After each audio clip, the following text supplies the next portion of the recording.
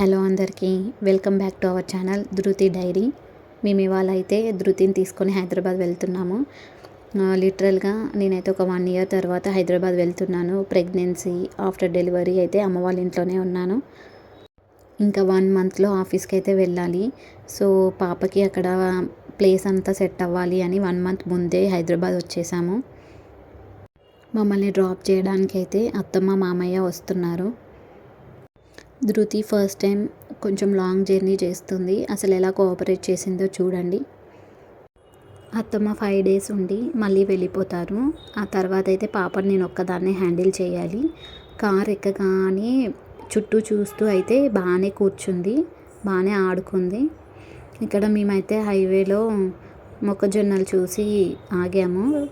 మేము ఎప్పుడు హైదరాబాద్ కార్లో వచ్చినా కూడా ఎక్కడైనా మొక్కజొన్నలు కనిపిస్తే ఆగి తీసుకుంటాము. ఇక్కడ ఇంకా కాసేపు బ్రేక్ లాగా ఆగి ఫ్రెష్గా కాల్చి తీసుకున్నాము.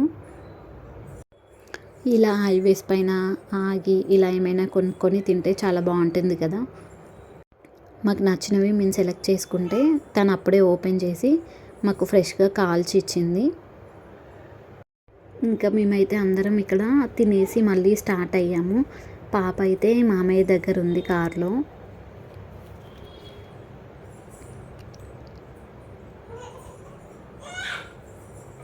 పాప పుట్టక ముందు అయితే మేము ఒక బ్యాగ్ వేసుకొని వచ్చేసేవాళ్ళం.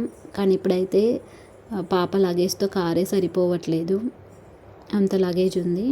అక్కడ పాప అయితే హాయిగా కార్లో ఆడుతుంది.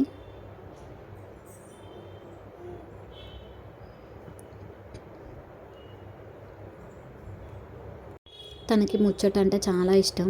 మనం కంటిన్యూస్గా ముచ్చట పెడుతూనే ఉండాలి. ఆపేస్తే మాత్రం అరుస్తూ ఉంటుంది. ఇంకా ఫోన్ పెడితే కూడా అలానే చూస్తూ ఉంటుంది.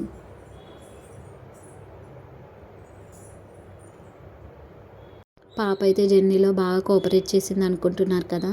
ఇక్కడే అసలైన ట్విస్ట్. సిటీలోకి ఎంటర్ అవ్వగానే కంటిన్యూస్గా ఏడవడం స్టార్ట్ చేసింది. మేమైతే షూట్ చేయలేదు. Thank you for watching.